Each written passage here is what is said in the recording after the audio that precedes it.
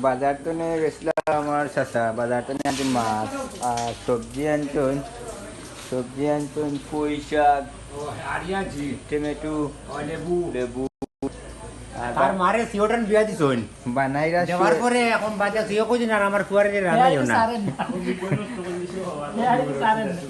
বানাইরা শুয়েলে যাবে রে, আমারে কইসলা বানানো তার মধ্যে আমি তা পারি না, লাল হয়ে গেছে ভাই, আমি পারি আর তোলাই বাকি গেল।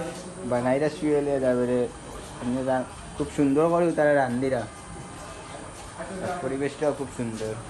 আর আমরা আরেক টিমর বাবুরচি লাগে, ও আমার